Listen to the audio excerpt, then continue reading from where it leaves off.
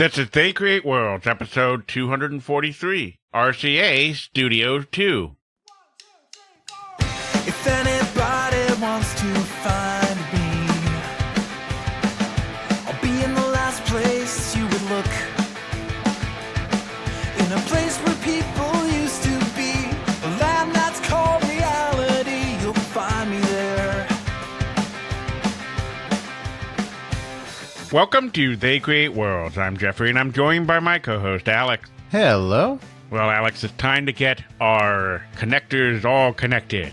We have the red one, the yellow one, the white one. Then if we put all of these together in some sort of switching thing, not only can we have all our consoles together, but we can do a live stream on October 4th. That's right, Jeffrey. As you said, on October 4th, we are doing our big live stream event of the year. Once a year, we do this crazy thing. Get online for 8 hours, 9 hours, 10 hours, 100 hours, and record a 3-part, very rarely 4-part, set of episodes on a single big topic, this year being Commodore.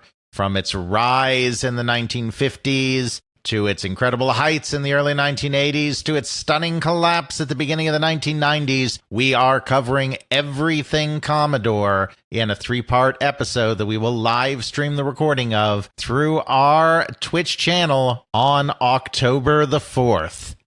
What time can the people tune into that, Jeffrey? That's going to be noon Central, 1 o'clock Eastern, 11 Mountain, 10 Pacific. As long as the time doesn't change on me, that's going to be 5 o'clock GMT.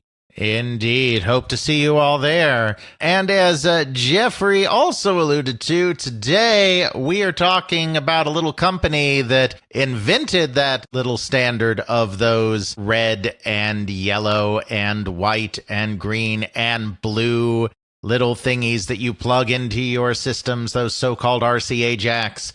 Though we're going back even further than the use of those on video games and talking about RCA's ill-fated entry into the console market in the mid-1970s through the RCA Studio II. As we hinted at the end of last episode, it is certainly one of the most short-lived programmable consoles ever, one of the most obscure programmable consoles ever, at least of those introduced in the United States, but actually has a truly fascinating story that has been uncovered by researchers more recently, most notably our friend Kevin Bunch over at the Atari Archive. So it's a topic that is worth giving an episode to kind of go into the how and why this thing came to be and why it just wasn't meant to be. You would think they would already have it in getting all that money for the RCA hookups on all the consoles. Why would they need to make their own? Well, this is before RCA hookups, as I said, because this is still the days of RF modulators. Remember those kids? Oh, yes. RF modulators, where you either dealt with the pitchforks of death, or, if you were really, really special lucky, you just had to deal with a coax that you screwed in. Or if you were really, really, really, really lucky, you got a little fake RCA-like plug that just plugged in and everything was fine. Indeed. I presume we are not going to do a full history of everything RCA. We're going to focus specifically in this 60s, 70s era here with the console and the lead up to it, the console aftermath. Jeffrey, you know they create worlds better than that by now. You've only been editing these things for 240-plus episodes. All kidding aside, no, we're not going to talk about everything RCA, because that's a different podcast, and that would be a multi-parter because it's such an important institution. But we do want to set a little bit of the stage for RCA, just to give an idea of who they are and where they are at the time this is all going on, just so we have a little bit of context. So we will do a very, very brief and very, very abridged history of RCA before the 1960s and 1970s. RCA, of course, stands for Radio Corporation of America. It was established in 1919 by General Electric. Yes, that General Electric. In order to control the wireless industry in the United States. Wireless telegraphy, as radio was called back then, The idea that you can send messages just through the air using radio frequencies instead of having to connect a bunch of places through wires had first been developed at the very end of the 19th century, very beginning of the 20th century, with some of the most important work, we're not going into the whole history, being done by the Italian Guglielmo Marconi, who set up his Marconi company in the United Kingdom and then set up a branch of that company in the United States, which was colloquially known as American Marconi. Marconi had most of the important patents in wireless telegraphy. He was not the only one doing wireless telegraphy. In fact, in the United States, as I believe we talked about in our Magnavox episode, because Magnavox was involved in all of this, there grew up a series of companies on the west coast of the United States that were experimenting with telegraphy, wireless telegraphy, in the first couple of decades of the 20th century as well. But then World War I happened, and wireless telegraphy was an incredibly important technology to especially the United States Navy, but also just to the military and the government as a whole to keep things coordinated around the world during this global conflict. It was thought to be such vital technology to the United States that the government, the Wilson administration, basically decided this is not a technology that we can trust to a bunch of upstart little companies in the San Francisco area, and definitely too important to be at the mercy of Marconi, who was not American. They went to GE, which was one of the largest electric companies in the nation, and worked with GE and Marconi to basically, I'm not going to get into all the corporate shenanigans because we really do want to keep this brief, but this basically ended up with RCA being formed from the remains of American Marconi and getting a bunch of patents in wireless telegraphy. It just basically existed as a place to house those patents and that business. It started out basically as a subsidiary of General Electric. It very quickly changed its focus thanks to the general manager of the company, a young man by the name of David Sarnoff. Again, we're not going to go into huge detail on Sarnoff. He's an incredibly important figure in American history, in American business history, in American electronics history. But this is meant to be a quick overview. Suffice it to say, David Sarnoff was one of the few people, he was not the only one, but he was one of the few people that recognized that wireless telegraphy was about way more than just taking the telegraph, the Morse code, network of the telegraph, and doing it without wires. He realized that the real future of this was in broadcasting. Instead of sending tightly focused signals station to station, sending signals out broadly to be picked up by receivers all over the place. Radio. Some sort of broadcast? Yes, broadcasting. Interestingly enough, that's an agricultural term. The broadcasting is if you're spreading seeds in a field, you're just kind of throwing the seeds broadly, throwing the seeds out into the field. And since America was still a relatively rural country at the time, there were a lot of farmers. They wanted to come up with a word that would make sense, a metaphor that would make sense. And so they used the word broadcasting for radio. Just a little bonus there, a little bonus tangent for you etymological fans of They Create Worlds. So he was one of the few people that understood that this was the true feature. Radio was the true feature. He wasn't the only one, but he was the only one that was high up in a major corporation, like the Radio Corporation of America, RCA. So he convinced General Electric to do a scheme to basically create a monopoly over this new technology of radio. They had the American Marconi patents. General Electric also had some patents from its own research. Then there were other companies, AT&T, the American Fruit Company, which was also a massive trust. Obviously, what does fruit have to do with broadcasting? Absolutely nothing, but they were involved in other ventures as well. Then General Electric's main rival in electric power, Westinghouse, all had patents. So basically, RCA acquired the rights to use all of those patents from all of those other companies in exchange for stock. All these other companies took stock. It became kind of jointly owned at this point by General Electric and Westinghouse, though other companies also had shares as well. It basically had a monopoly on all of the patents for what we would call radio. So in the 1920s, they came to completely dominate the radio business. They had a monopoly. They, at first, were the only company that could make radio sets. Hobbyists and whatnot, I'm sure, were tinkering with their own, but in terms of, big commercial sets, they were the only ones that could make them. After a while, they started licensing the patents out. So other companies had the ability to make radios, but they still had to pay RCA for the privilege. Radio became extremely popular in the 1920s after a series of sporting and other public events were broadcast throughout the middle of the decade. Radio took off. Everyone had radio sets in their homes, and RCA was reaping the benefits. This got them to the Great Depression, which was kind of bad for everybody. It was particularly bad for RCA. It was bad in two ways. First of all, obviously, people didn't have the money to buy radios anymore. That's a problem.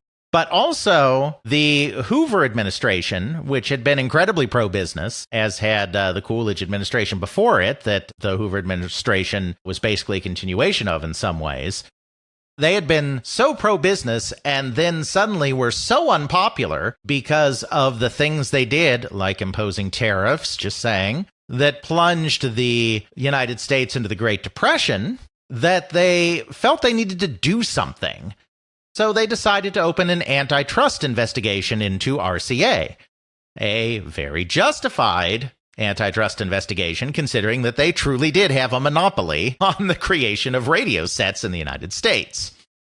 So in 1932, they reached a deal to split RCA off into a fully independent company. General Electric and Westinghouse sold off their shares, and RCA was, for the first time, its own master fully. Side note as well, not only was RCA created by GE, but then RCA, when they started doing radio broadcasts, they were the creators of NBC, which was a subsidiary of RCA. Then they eventually turned NBC into two broadcast systems, NBC Red Label and NBC Blue Label, I think. The Blue Label, I believe it was, eventually had to be split off for antitrust reasons, became the American Broadcast Corporation, ABC, which became a separate company. So RCA was the parent company of NBC, and for a long time also had what became ABC. They were dominating the field of broadcasting and radio. The only major brands out there, a lot of the older generations will know this, but all you kids out there, it used to be you had like 4 stations and that was it. Exactly. 4. ABC, NBC, PBS, and maybe... And CBS. CBS. Yes. The Columbia Broadcasting System, or CBS, was RCA's major competitor in radio networks in this time, and obviously also later became their competitor in television. It was the one of the big 3 networks that was not originally created by RCA. They had to relinquish their monopoly in the radio business, but at the same time, they were starting to do research into this newfangled thing called television. I'm not going to get into the whole history of television either, because that's, again, a whole nother episode. We could do 5 parts on RCA and never talk about video games, but it's way too tangential to the video game aspect of They Create Worlds. There were a couple of competing things going on in television. RCA had their big RCA Labs, which was established in 1930 in Camden, New Jersey, where an immigrant, Ukrainian, I believe, by the name of Vladimir Zvorkin, was working on television. There was also an independent by the name of Philo T. Farnsworth. Yes, that is who the Professor Farnsworth of Futurama is named for, who was coming up with his own television system that actually worked better than RCA's. RCA ended up having to buy out his patents. A lot of stuff, not going to go into it. But the point of it all is they were finally able to display their first all-electric television set at the World's Fair in New York City in April 1939 and started doing some broadcasting through NBC as well. Again, they weren't the only company getting into all of this, but they were right there at the dawn of television. If you say it's an all-electric television, how do you have a non-all-electric television? Look up Nipkow discs on Wikipedia, and you'll have your answer.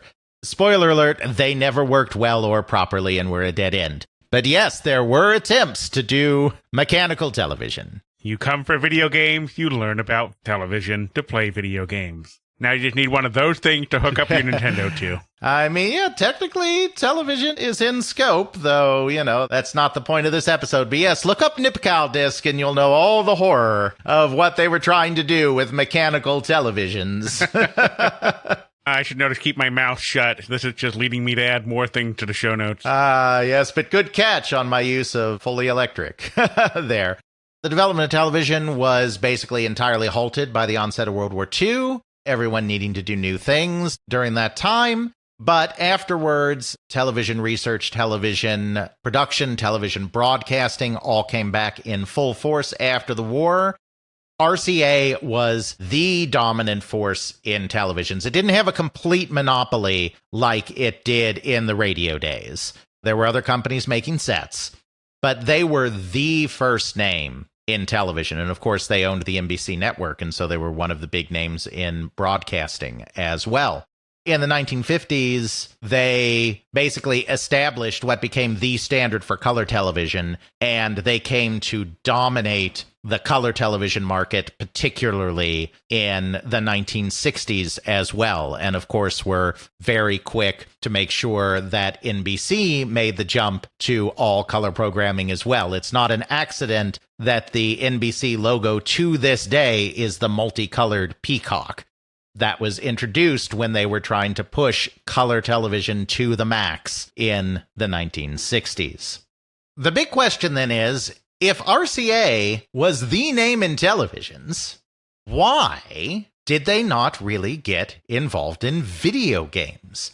An extension of the television. It worked so well for Magnavox. Why did Magnavox need to pioneer this? Why did Atari need to pioneer this? Where is the television company? Unfortunately, the late 1960s and into the 1970s were not nearly so kind to RCA. There were a few different things that happened. First of all, that titan of industry, David Sarnoff, he was an old man by this point. He was starting to pass on the company to his son, Robert Sarnoff, who took over as president of the company in 1965. The elder Sarnoff held on as chairman until 1969. Then his health was failing even more, and he fully turned it over. The 1960s were the era of conglomerizing. We've talked about this before, particularly when it came to Sega and their parent company, Gulf and Western. We talked about this some with Warner Communications as well.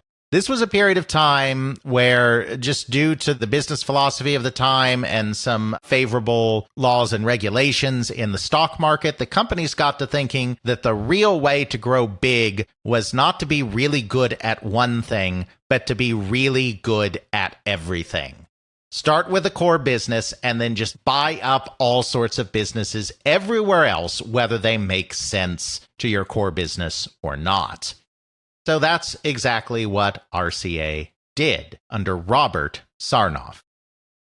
They bought Hertz Rent-A-Car. They bought Banquet Foods, which was a major player in the frozen food business.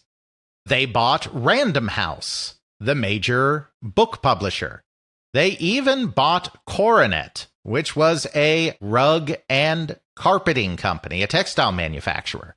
Because that's what big companies did in these days. These days, when big companies expand, they try to expand either within their core business or adjacent to their core business, logical extensions. Back in this period of time, you just bought anything you could. That ended up being a mistake for RCA. They should have never bought all of those companies.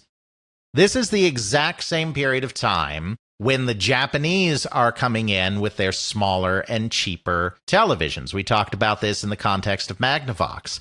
Sony is on the verge. They haven't quite yet in this time period, but at the beginning of the 70s, they're going to release their Trinitron televisions, their cheap color televisions, which are going to further erode RCA. And then the third problem is that RCA, under Robert Sarnoff, had taken an absolute bloodbath in computers.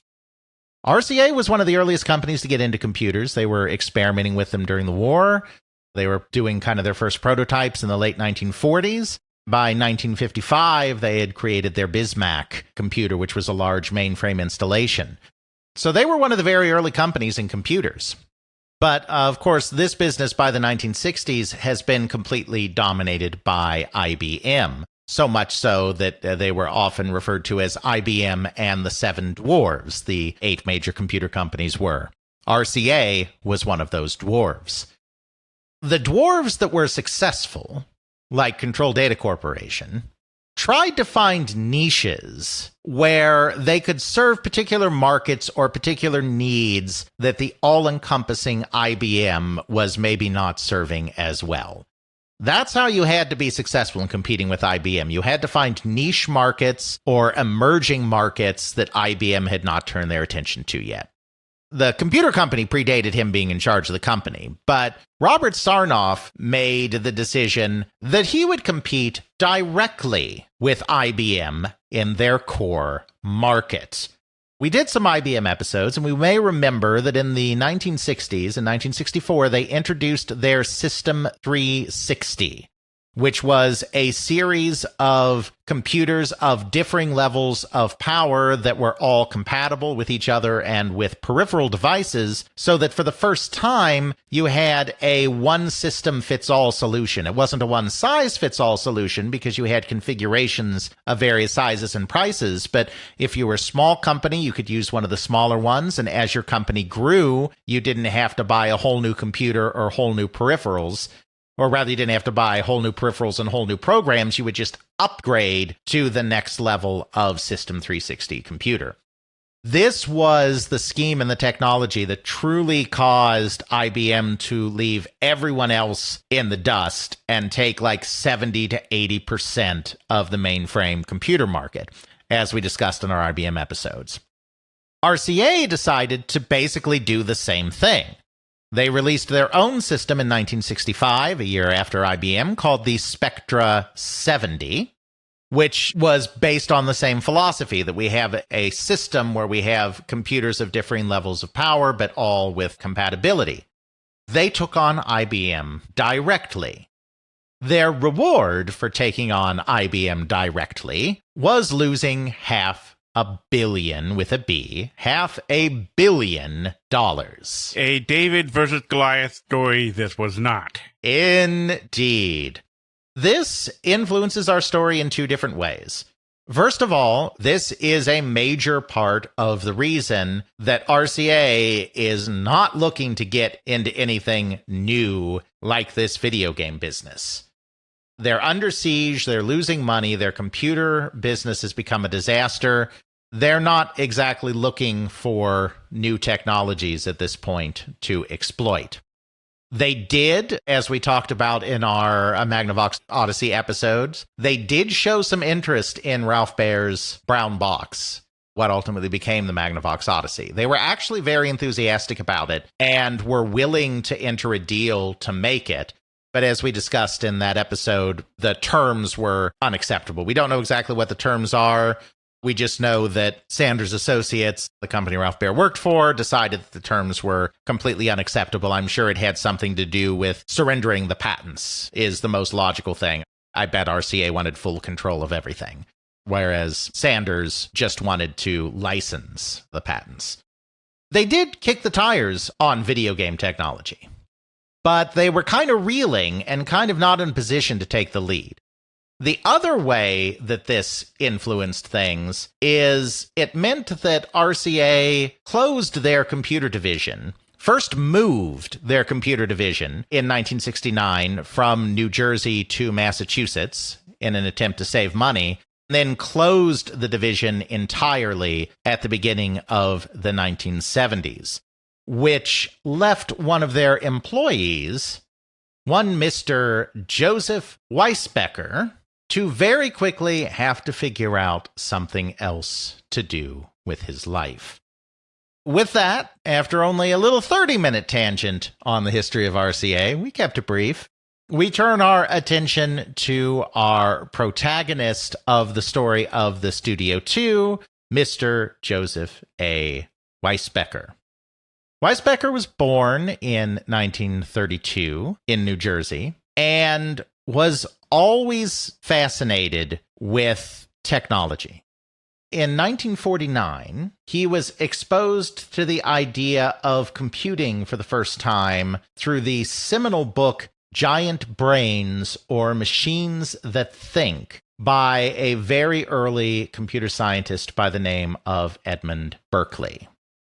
The important thing about Giant Brains, which was influential, I'm sure, on a generation of people, is that, this is 1949, very soon after Van Neumann architectures had even been invented. Berkeley's book was one of the first that explained to the general public just exactly what the principles were behind these brand new computing devices that were starting to show up in universities and at defense contractors, at government agencies, and major corporations.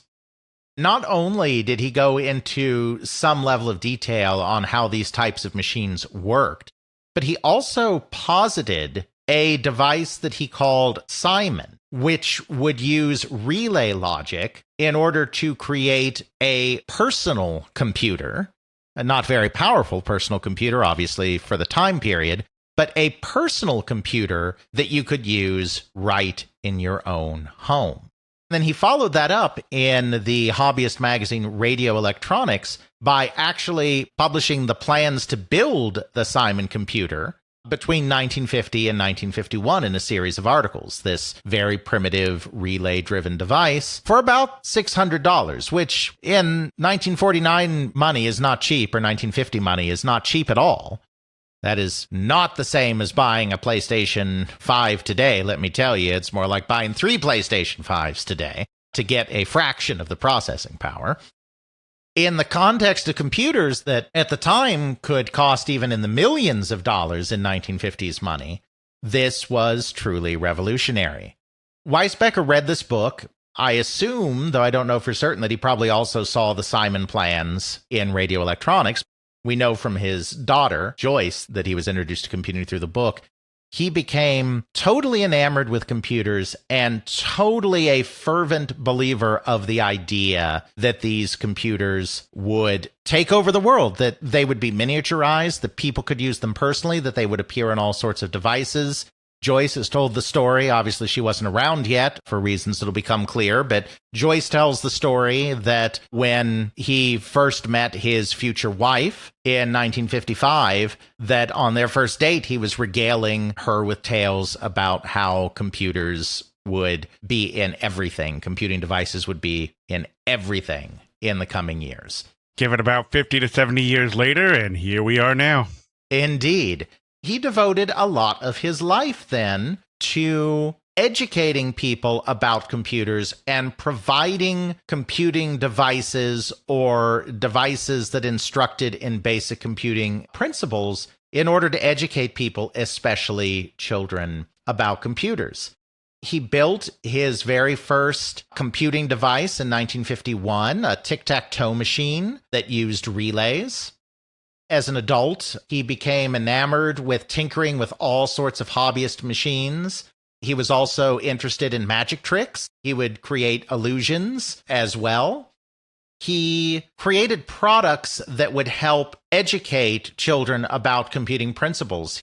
He created this book that was basically a tic-tac-toe computer in book form, kind of like a choose-your-own-adventure. You would flip from page to page, depending on the choice you made, and it was basically playing out a game of tic-tac-toe as a computer would, just in kind of a choose-your-own-adventure book form. He created a primitive logic instruction machine called Think-A-Dot that was released in 1964 by a toy company, and according to some accounts, sold 500,000 units. We'll put something about that in the show notes. Was just really dedicated to this idea of computing as something that was coming to the masses. But there was one thing that was missing in all of this. That was a true hobbyist kit computer that could be used by the average person in the home. He was a big fan of Heathkit electronics kits. Heathkit, the company that would put out these things, build your own radio receiver, build your own this, build your own that, would give you a bundle of parts and you could build them. But there was no Heathkit for computers. I think at some point Heathkit does that, but that's not until later in the 70s. We're talking about the 1960s here. What he really wanted was somebody to create a Heathkit for the computer. That someone wasn't necessarily going to be him, but as it turned out, he had reasons to go in that direction, because during this entire period, after he graduated from Drexel University in 1956, he had taken a job with RCA in its computing division. He worked on the Bismack, their very first computer, and was working on their subsequent computer models after that, all the way up until the division was moving to Massachusetts in 1969. It would close 2 years later, but at first they were just moving it.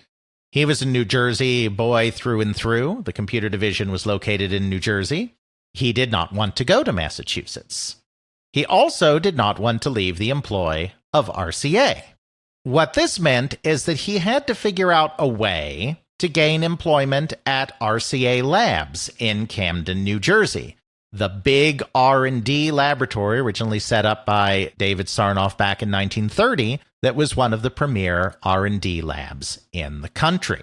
He decided, according to his daughter, that the best way to do that was to continue to fool around with his primitive computer technology and with his hobbyist exploits in computing. They were in the computer business, and because they were a big company, they were also in the components business as well. So they made circuits. They made transistors, they made integrated circuits, they made all of this good stuff. He figured that the company would probably not exit that business right away, even if they exited the computer business. So he figured his best shot for getting employed at the RCA Labs was to use these components, TTL hardware and all of that RCA was still in the business of and not likely to get out of, at least not in the short term, and construct a smaller, scaled down computing device as perhaps some kind of educational or entertainment device.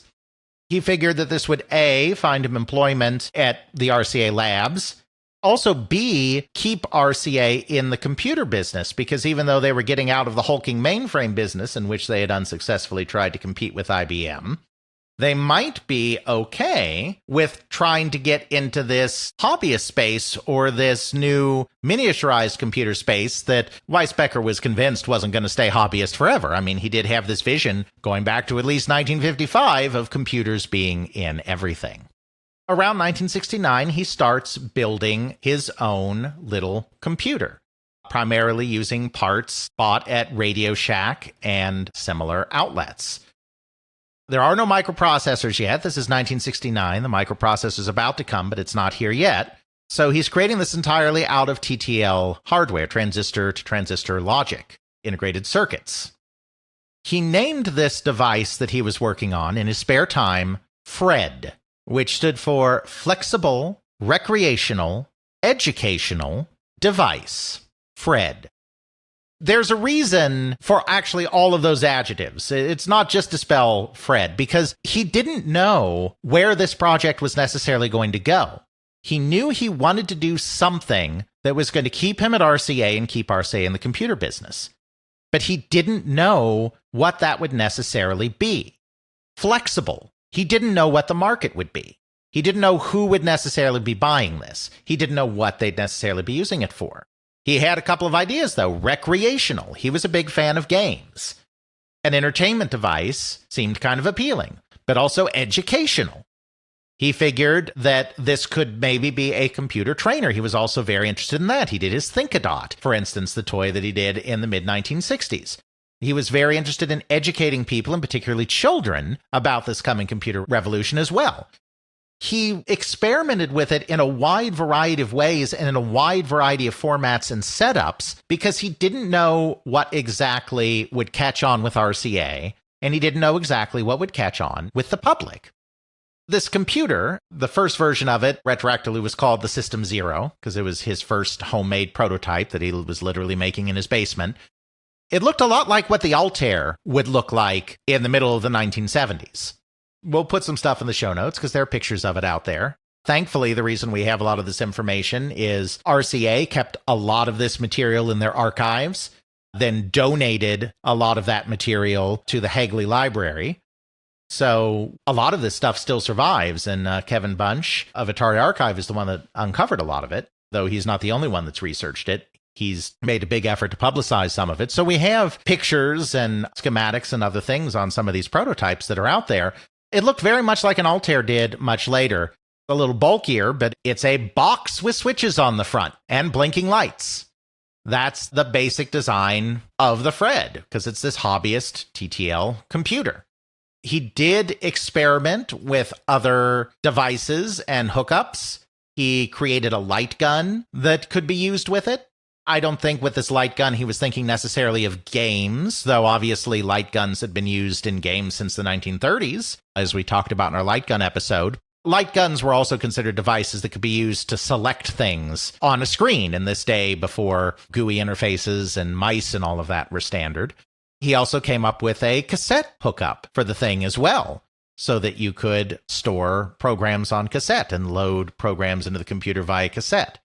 He was just experimenting with all of these different configurations kind of between 1969 and 1972 or so, kind of right in that period. We have to remember that his ultimate goal was to be hired on at RCA Labs. So he wasn't just tinkering with these things in his basement. He was also telling his friends at RCA about them, other engineers. He was inviting them to come in and program on them. He was also publishing in hobbyist magazines about some of the stuff that he was doing, because he was trying to generate excitement both inside and outside of the company for what he was doing to try to get some headway with RCA to turn this into more than a basement hobby project and turn it into an actual real product. And it worked. The guy in charge of integrated circuit projects at the RCA Labs, Jerry Herzog, saw what he was doing with Fred, and in 1970 hired him for the RCA Labs and suggested that they collaborate together in order to turn the guts of this Fred device into a microprocessor. It took them a little while to do that because RCA wasn't really prepared to enter the microprocessor business at that time in terms of the technology and everything they had. But RCA was a big player in circuits. It was only a matter of time before they'd be able to get in. On about 1972, 1973, Weisbecker and Herzog undertook the task of turning the TTL hardware of Fred into a two-chip, originally, microprocessor system called the Cosmac 1801. Why was it called the Cosmac? Is because RCA had been one of the pioneers, not the inventor, but one of the commercial pioneers of a new process for creating microchips called CMOS, or complementary metal oxide semiconductor. Cosmac stood for complementary symmetry monolithic array computer, with that complementary thing coming from CMOS. Not going to go into semiconductor fabrication here, because again, that's a whole nother episode. We kind of already did that a few times. Yeah, though we didn't talk about the specific processes. At this time, the primary process used for microchip creation and microprocessor creation was NMOS, the NMOS process. You could create more powerful chips at this time using NMOS. That wouldn't always be the case, but just at this early state. CMOS chips, because of the way those were created, they used way less power. They had a very low power requirement, which as a result also generated much less heat. Even though they were not as powerful as NMOS chips, they had other advantages, and the Japanese had started to run wild with that, particularly Toshiba, in the calculator business. Nobody else, I don't think, at this time was really exploring doing microprocessors. You know, the Intels of the world weren't exploring doing microprocessors with CMOS. So Herzog figured that that would give them some kind of edge in microprocessors for certain markets where power consumption and heat generation was a bigger concern than the overall power of the chip.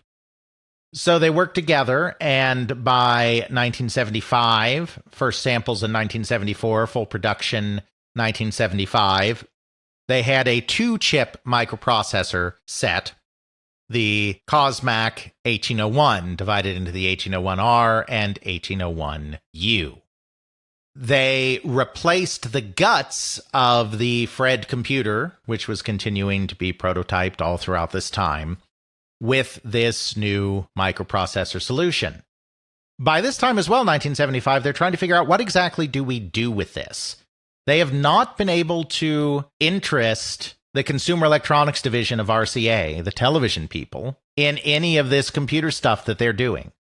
I don't know exactly why that is, but we can certainly speculate on a couple of things. First of all, they have this upstart competition from the Japanese who are coming in and undercutting them on televisions. They've also just taken a bath in the computer business, and even though that was mainframes and not these new, smaller computers, that had to leave a mark that was going to make them not be so keen to jump back into computers again. Because of that, they went in a kind of unexpected direction, which was they decided that they would use this system as the heart of a new coin-operated video game system that they labeled the Fredotronic. There are pictures of this as well, and we'll put all of this kind of stuff in the show notes. Thanks to RCA for saving all of this stuff. Because games had been part of Fred from almost the very beginning. There had been a wide variety of games created for the Fred computer. Joseph himself created some of them. His daughter, Joyce, created some of them, which is interesting in of itself because she will end up, because of this, becoming the first woman who ever created a commercially released video game. Some of his other friends at RCA also created some games. They had a driving game, they had a bowling game, they had a game they called Space War, which didn't play like the Space War, the famous Space War on the PDP-1, but he had ships on either side of the screen. They were shooting at each other. Joyce created a casino game called Jackpot and also a race betting game called Snake Race.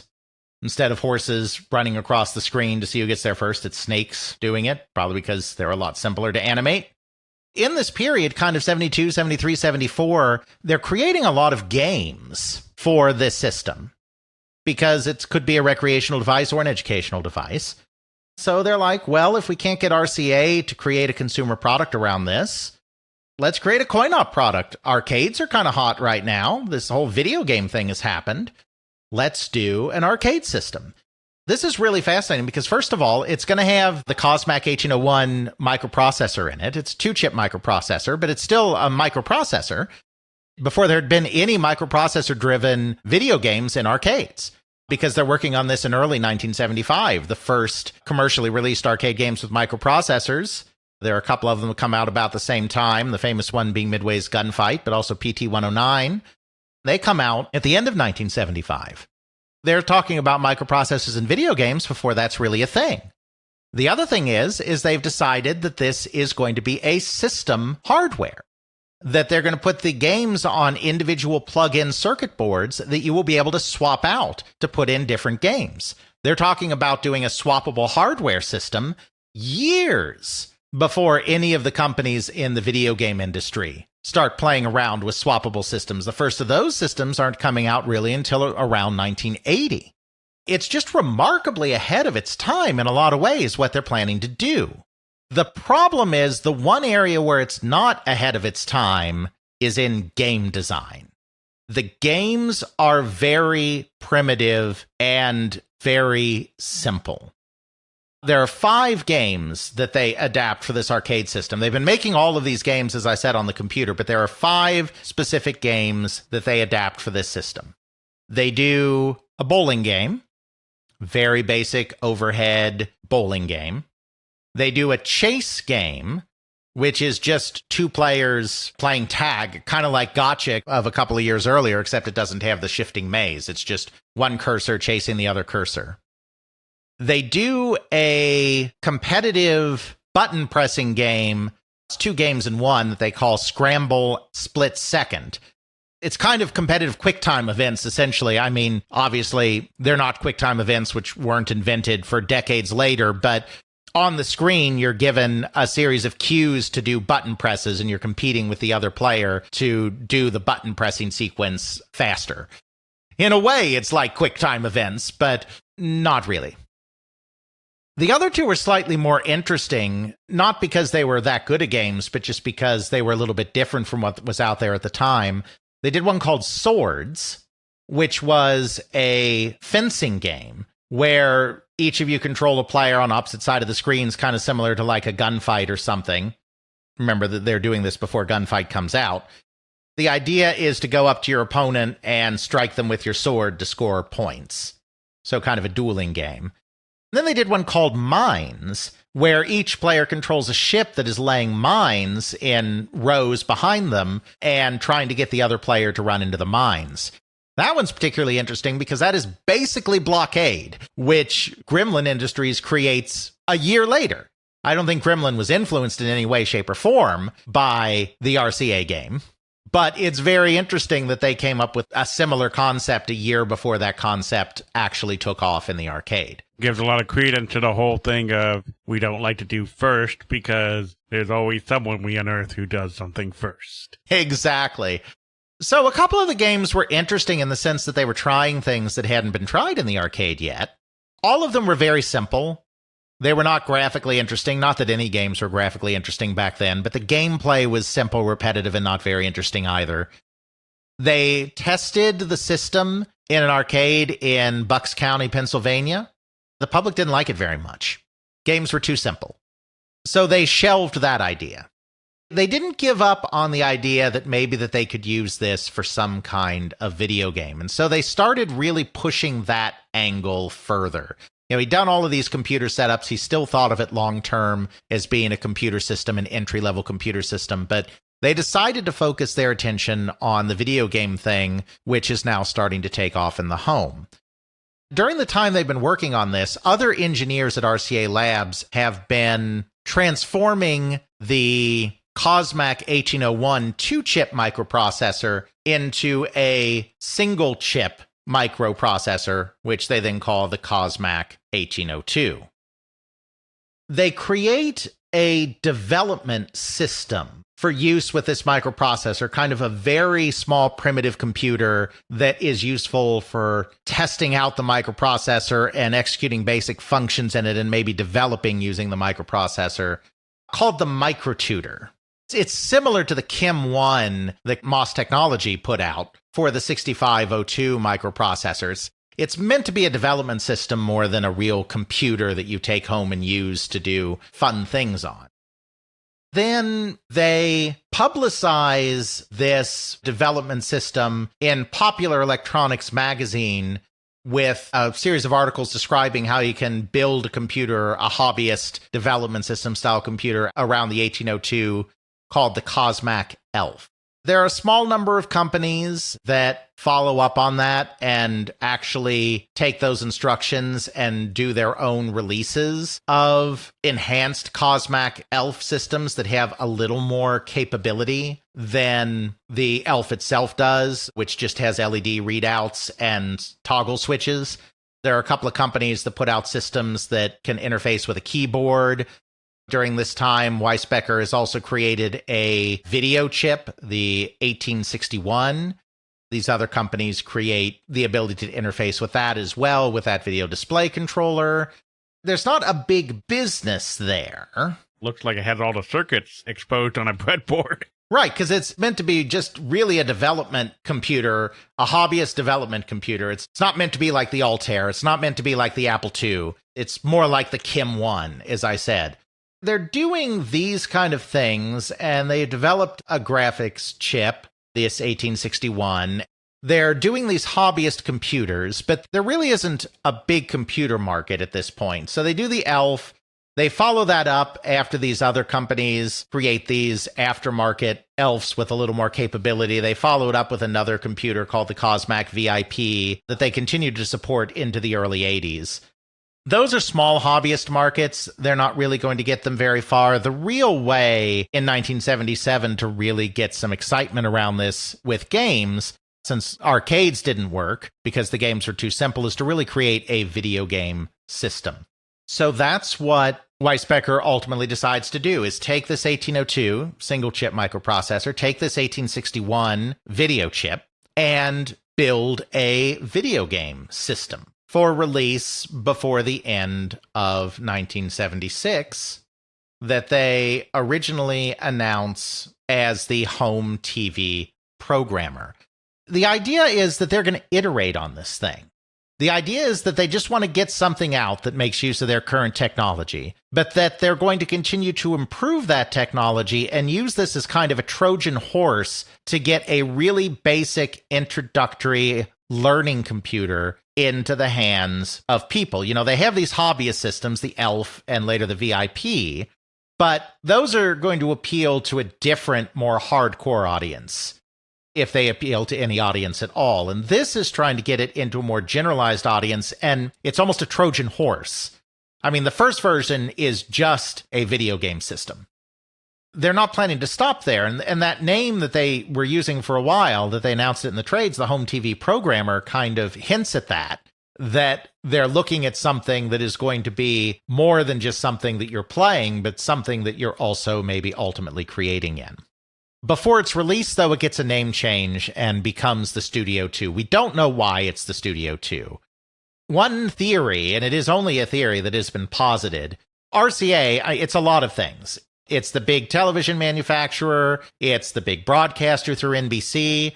There's also RCA Records. It's also a major record company, one of the major record companies. RCA is famous for its recording studios, which they call the RCA Studio.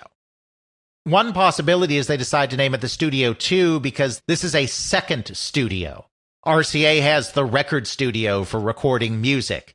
Now it's going to have the Studio II for making computer programs. I have no idea if that's what they were thinking. It could be not that at all, but that's one theory for where the name came from. The name's not intuitive. There's no reason to name it that, just based on what we know about Weisbecker and what he was trying to do with the system and everything else. So, yeah, they decide instead to call the thing the RCA Studio II. There are a couple of other wrinkles with it. First of all, they still can't get the Consumer Electronics Division to have anything to do with this. They're not interested. They don't want it. They end up manufacturing and selling it instead through a different division of RCA, the Distributor and Special Products Division, which primarily creates components and add-ons for RCA's consumer electronics.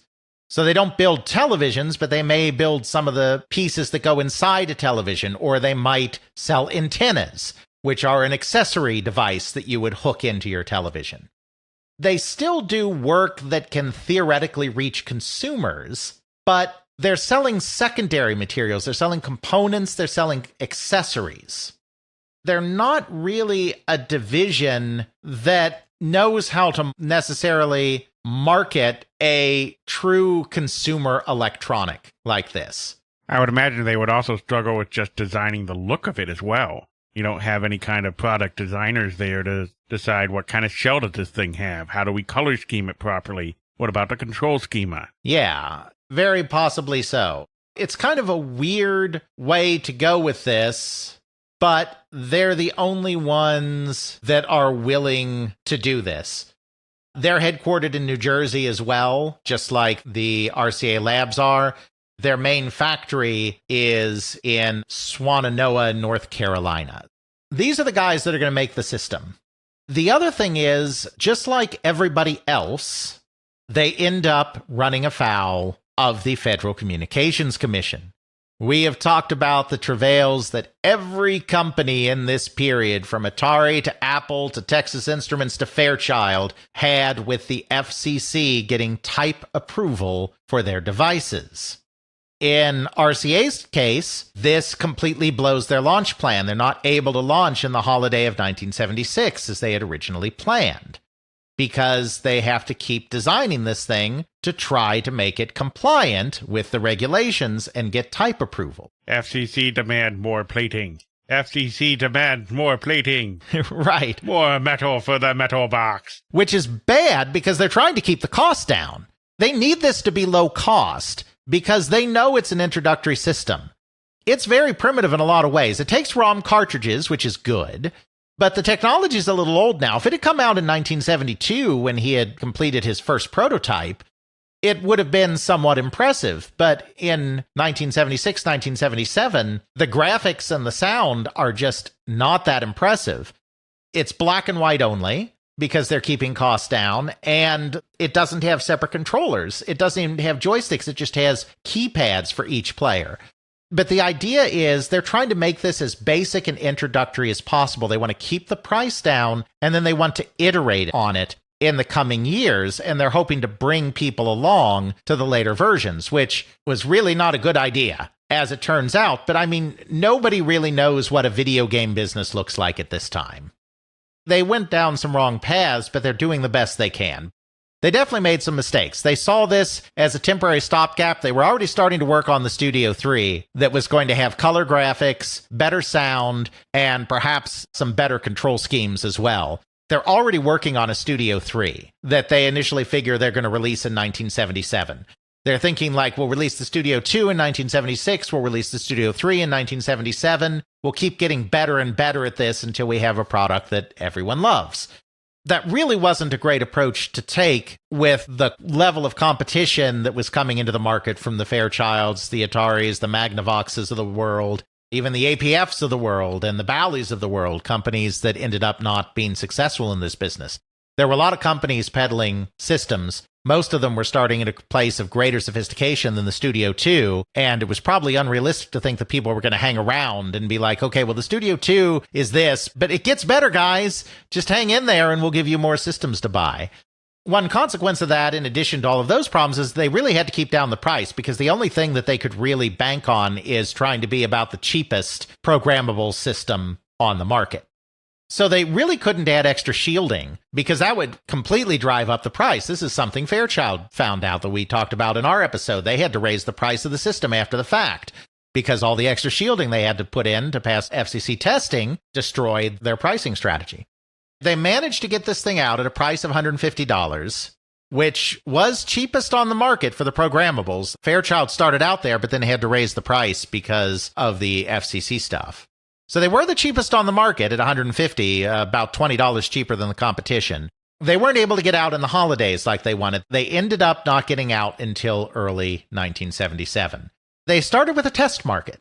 And this was a true test market, not like when Nintendo went to New York, when they just picked the toughest market in existence to see if they could succeed. Generally speaking, as I believe we talked about in our Intellivision episodes, because the Intellivision also started a test market, test markets are usually picked because they're big enough markets that you can get a sense of whether your product's going to be accepted or not. But they're small and isolated enough that you're not going to get a lot of out-of-towners coming in and screwing up your test market by being like, I've heard there's this weird product over here. Let's go see what that is. They released it in 4 markets in February 1977. Spokane, Washington, Indianapolis, Oklahoma City, and Portland, Maine. 4 different parts of the country, Northwest, Northeast, Midwest, South. They released it with 5 games built into the system and an additional 3 games released as cartridges. Built-in games were very common at this time because the market had started with dedicated consoles, and so people were used to getting some entertainment literally right in the box.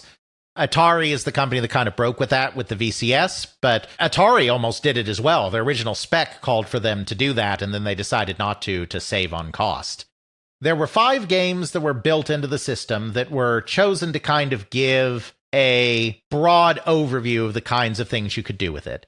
Addition, which was an educational game, because those were important back in the day. We've talked about this before, how video game systems were big purchases, so they were marketed to the whole family, so you had to have games for the adults, games for the kids, an educational product to justify the whole thing. So they did Addition, an adding game, which was there to be educational. They did Bowling, which was a sports game. Sports games were kind of, let's hope this appeals to the entire family kind of thing. They did Freeway, which was a driving game, kind of in the vein of Taito's Speed Race, where you're just driving down an endless highway, dodging around cars. That was the arcade action game. Then they had Doodle, which was just a drawing game. The idea is that this could be a game that the kids can just fool around on the system with. Then they had something called Patterns, which generated patterns on the screen. The 3 games that they were able to get together in time for the test market, these weren't the only games they planned to have at the final launch. It's just the 3 they were able to get together for the test market, were Fun with Numbers, which was a number puzzle game similar to the classic game Bulls and Cows, where you're trying to guess a 3-digit number by going through a variety of steps. Space War, which again is the Space War game that's been on the Fred. It's not like Space War as we know it, the PDP-1 game, one ship on either side of the screen shooting at each other. And then one called TV Schoolhouse 1, which was basically kind of a quiz educational game. It came with a booklet, and the booklet had a series of questions and answers, things you were supposed to match up, and then you would put on the screen, you would put in the inputs, saying like, B matches with 2 or something like that. So you'd put in B2 or whatever, and it would tell you if you were right or not. So those are the games that they had in time for the launch. Joseph did a lot of the games. Joyce continued to work on the system and did some of the games. They also hired a new programmer by the name of Andy Modla to work on some of the games as well. He had been working as a programmer at Univac, one of the other big computer companies, saw an ad in the newspaper and applied. So between the two of them, Joyce Weisbecker, and Andy Modla wrote most of the early games, and really most of the games that ever came out for the system, though some of the later ones were written by other people as well. According to the reports, the test market actually went pretty well. They were pleased with it. They were pleased enough to announce that they were going to slowly expand, try to expand to 19 markets in the next couple of months, and be rolled out nationally by June. They started their national rollout process in April, then gathered speed from there until by June they were pretty much nationwide, with a plan of continuing to build up their game library to go into the holiday season. In fact, the test market went so well that they decided, well, this has already been delayed. We won't even do the Studio 3 this year, which is the improved color system.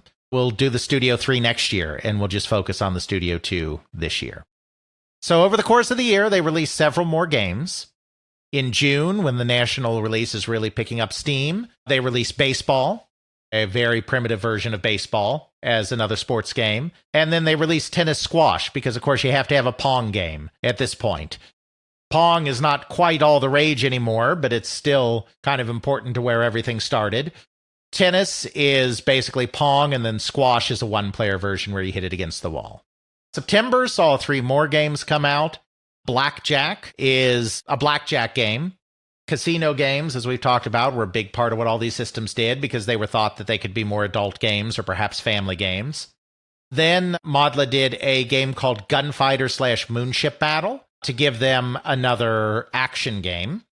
It was 2 games in one. Gunfighter played very much like Gunfight, the Midway game, 2 cowboys shooting at each other from opposite sides of the screen. Moonship Battle played more like traditional Space War. It was a shooting game with 2 spaceships shooting at each other. Doesn't have the sun and the gravity and all that fanciness, but it plays a lot more like Space War than the game that they actually called Space War that they had released in February. Then there was another educational game that came out called Math Fun, which was addition, subtraction, multiplication, and division problems, and some basic algebra. Woohoo. Meanwhile, they're working on the Studio 3 during this time, and they actually start creating some games with the Studio 3 in mind, but the Studio 2 and the Studio 3 are going to be compatible with each other. So anything that they release on the Studio 2 is going to work on the Studio 3, and anything on the Studio 3 is going to be backwards compatible on the Studio 2. Obviously, you won't have color on a Studio 2, but they'll be compatible. In November, another Joyce Weisbecker game comes out, Speedway/Tag. Speedway is another driving game, But unlike Freeway, which is more of the speed race type, Speedway is more like Grand Track, the Atari game, which is that you have to drive around a track on the screen and take curves and avoid the sides and all of that stuff. Now, it looks nothing like Grand Track. We'll put all these games in the show notes. We'll put Kevin Bunch's Atari Archive video that conveniently has all the RCA Studio II games in one place, so that poor Jeffrey doesn't have to hunt down 50 videos on this. I mean it, Jeffrey. Just use the Atari Archive. Editing Jeffrey will thank you. You don't even have to vet it. It's good to go. He's a friend of the show. Special note from Editing Jeffrey. I do thank you. Hired Editing Jeffrey thanks you very much. Then there was a chase game included with it called Tag, which is literally just, again, one spot chasing another spot. They originally started as separate games, but Tag was so insubstantial that there was no way they could release it as its own game, and there was a little space left on the cart after Speedway was done, so Joyce just combined them all together. Then the other game, using that term loosely, that came out in November was actually a Studio III game that was backported to the Studio II. Well, not backported because they're compatible, but was released for the Studio II, called Biorhythm, which I believe was done by Andy Modla. Biorhythm was a short-lived fad of the 1970s, very similar to astrology and other pseudosciences like that. Basically said that based on your birthday and what time and what week it was in the year, you should be devoting set amounts of energy to different kinds of activities. I mean, it's all hogwash, but it's the idea that the body undergoes physical, emotional, and intellectual cycles of 23, 28, and 33 days, respectively. So there are different times of the year, and these all start at your birth and, move forward from there. And so there are different periods of time where it's better to focus on physical, better to focus on emotional, better to focus on intellectual pursuits. Knowing where you are in those cycles will better balance you. This Biorhythms program, you entered your date of birth, and then it would calculate your biorhythms so that you would know what you should be doing. The 70s were a time of a lot of self-help and pseudoscience stuff. It faded away very quickly, which is why I think the Bally system also has a biorhythm cartridge, but those are the only two systems that ever had a biorhythm cartridge. So that was it. Those were all the games that came out. They put a lot of effort into ramping up games moving into the holiday season, which is when they were hoping to get a lot of sales. Those were the games, the 5 built into the system, plus Fun with Numbers Space War, TV Schoolhouse 1, Baseball, Tennis Squash, Blackjack, Gunfighter Moonship Battle, Math Fun, Biorhythm, and Speedway Tag. Not surprisingly, it does not do great during the holiday season. Really? Yeah. There are a lot of consoles in the market, Fairchild's in the market, Atari's in the market. Bally's not quite in the market, but they've already started advertising their system. It doesn't actually start showing up until 78, but they're advertising it. Other companies are on the way. Everyone knows Magnavox and Mattel are working on systems. The Studio II, it's black and white. The sound's terrible. The graphics are incredibly primitive. The controls are completely terrible. Keypads directly in the system itself. It's not good. But I mean, there's a reason for that. Like, the technology really should have come out in 74 or 75. They just couldn't get it together in that time frame. If it had come out in 1975, when its competition would have been home Pong systems, this thing would have looked great. It would have been fantastic. Yeah, something that looks like a home Pong system that's just fantastic, and it has more games. It has better quality options. I can easily switch between them. I'm not having to fiddle with little switches. Yeah. I can lend it to my friends. And it's only about $50 to $70, depending on what systems you're talking about. It's only about $50 to $70 more expensive than those dedicated Pong units. So it's less than twice the price, and you get more varied variety of games built into the system, and then you have all these cartridges that you can build out on top of it. If it had come out at the time that the technology was at its freshest, their plan might have worked. They might have gotten themselves a small foothold, and then they could have done the Studio III. They're also working on a Studio 4 at this time, which is going to have even more advanced graphics and is going to start to look more like some kind of personal computing device instead of just a video game system. At least that's their kind of lofty goals for it. They never actually create it, so who knows what it would have actually been.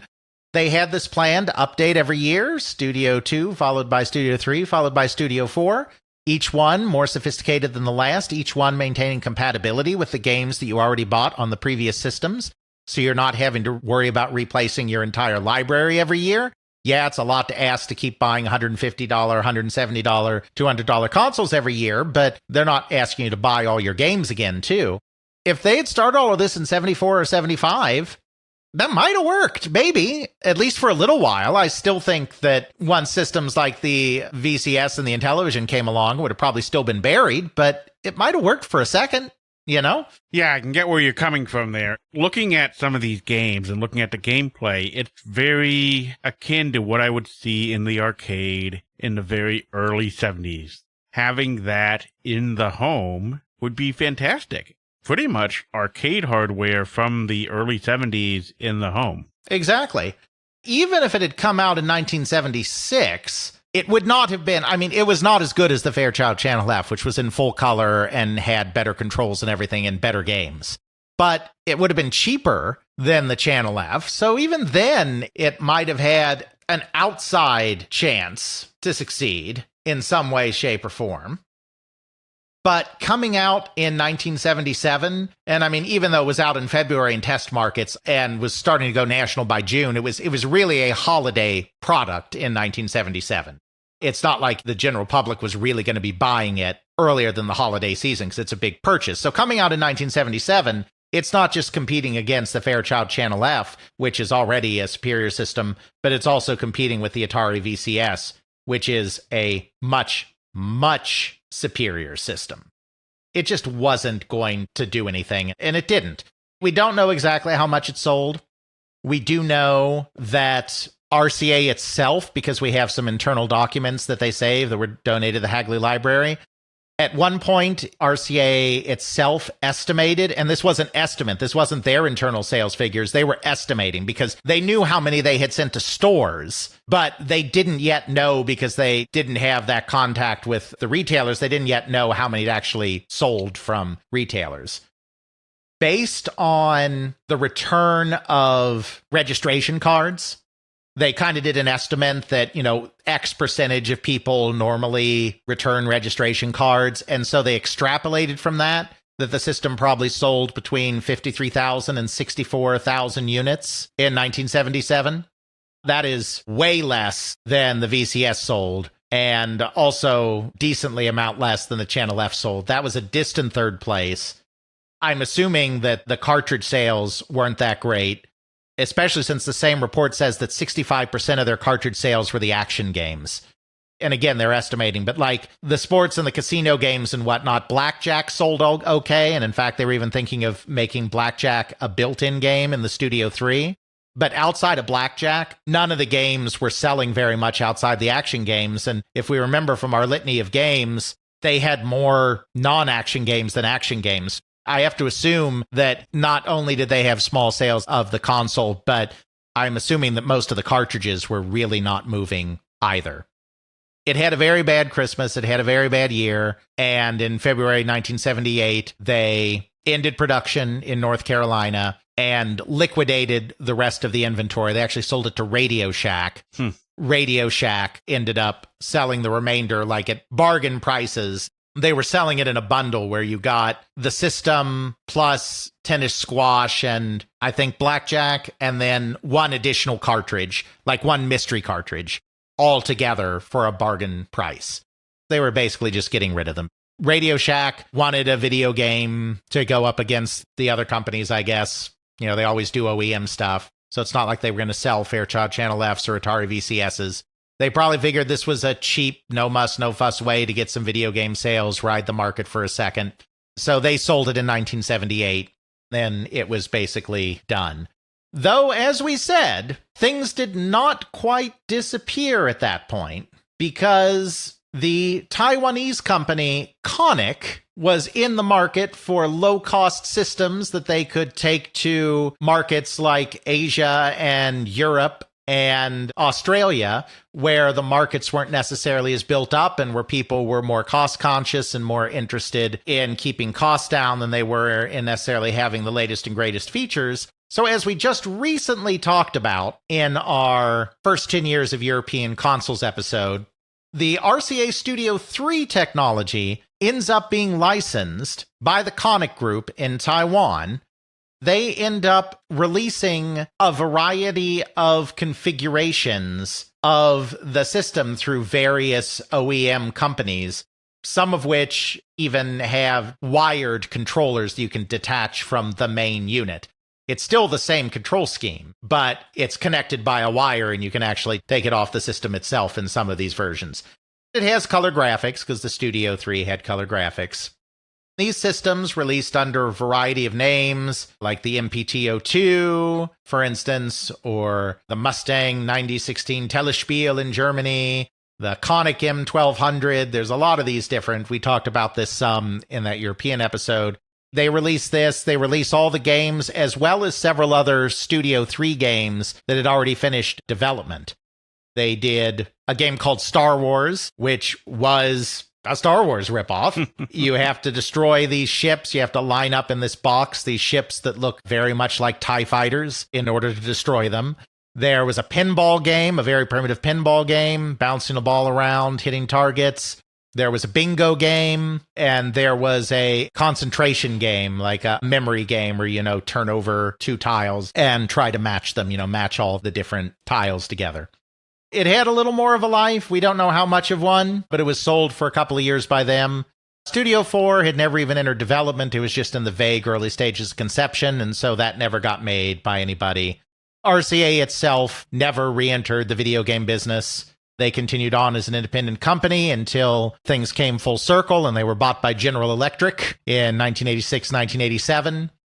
Basically ceased to exist at that point. Obviously, the RCA brand name didn't go away, but the company RCA basically ceased to exist at that point, being largely absorbed into its original founder, General Electric. Joseph Weisbecker never really did too much more either, which is part of the reason why everything remained very obscure. He was not in good health.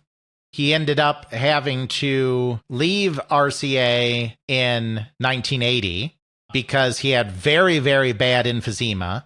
I don't know if he was a smoker or not. Obviously, that's the most common cause of emphysema, but I'm not sure if he was a smoker or not. He personally, according to his daughter, blamed it on all of the fumes that he inhaled in his basement while he was soldering together components and doing all of this hobbyist stuff in not necessarily the best ventilated space. But either way, he had very bad emphysema. It got so bad that he couldn't drive anymore, and he had to retire in 1980 from RCA.